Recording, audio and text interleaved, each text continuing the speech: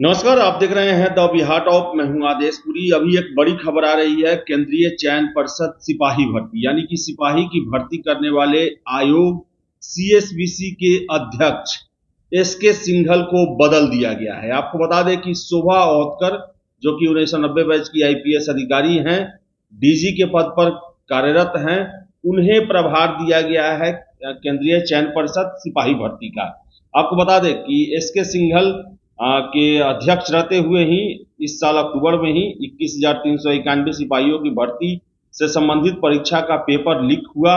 72 FIR दर्ज हुए, 150 लोगों की गिरफ्तारी हुई और एसआईटी इकोनॉमिक ऑफेंस यूनिट के द्वारा बनाई गई थी, जिनके द्वारा जांच चल रही थी। हालांकि अभी तक ये नहीं क्लियर हुआ है कि किन कारणों से इन्हें सीएसबीसी के चेयरमैन पद से बाहर किया गया है। क्या पेपर लीक से संबंधित है या कोई और कारण है, ये नहीं बताया गया है। लेकिन बता दें, ये नोटिस जो है वो गृह विभाग के द्वारा जारी किया गया है, जिसे आप देख सकते हैं। इसमें दिया गया है कि अध्यक्ष केंद्रीय चयन पर्षद सिपाही भर्ती बिहार पटना के पद पर नियुक्त श्री संजीव कुमार सिंघल, सेवानिवृत्त, भारतीय पुलिस सेवा 1988 बैच को अध्यक्ष केंद्रीय चयन पर्षद सिपाही भर्ती बिहार पटना के प्रभार से मुक्त किया जाता है।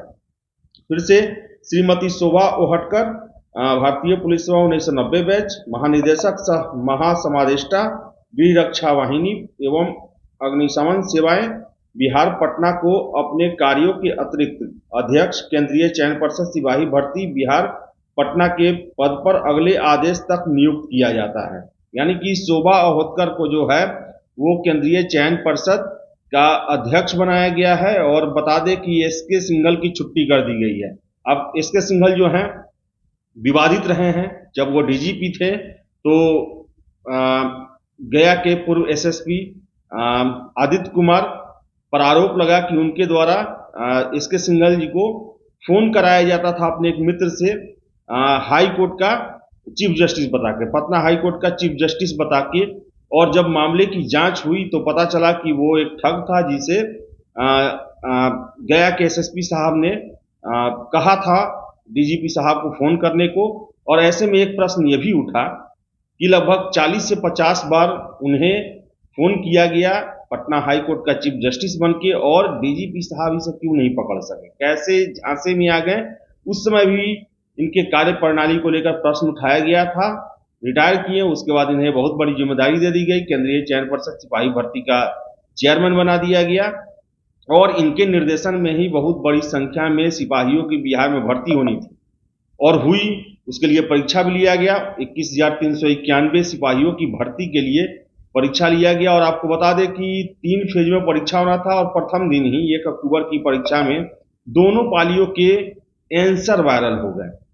74 के आसपास जो है वो एफआईआर पूरे बिहार में दर्ज हुए थे पेपर लीक से संबंधित। 150 से अधिक लोग पकड़े गए थे।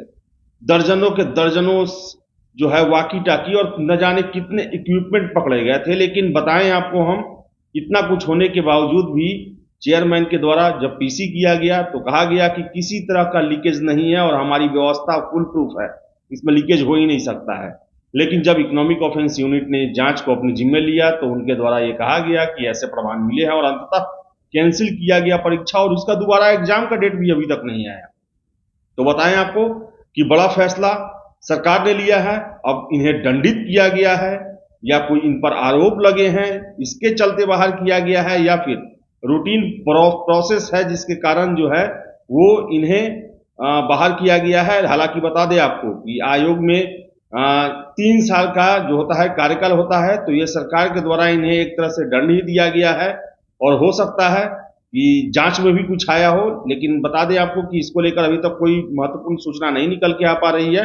लेकिन एक बड़ा एसआईटी ईओयू के द्वारा बनाया गया था जो कि पेपर लीक की जांच कर रही थी, और उसमें बहुत सारे प्रश्न आयोग से भी किए गए थे और पूछा गया था कि आखिर अपना बताएं कि कैसे आप एक रूटीन फॉलो करते हैं एग्जाम लेने के लिए, और बहुत सारे उसमें प्रश्न किए गए थे। तो ये तो क्लियर नहीं है किन कारणों से, लेकिन सरकार जो है इनके कार्यों से खुश नहीं है, ये तो स्पष्ट है। और यही कारण है कि इनकी छुट्टी कर दी गई है और शोभा ओहतकर को नया चेयरमैन CSBC बनाया गया है। तो फिलहाल इस वीडियो में इतना ही। वीडियो पसंद आया लाइक शेयर करें, हमारे चैनल द बिहार टॉप को सब्सक्राइब जरूर कर लें।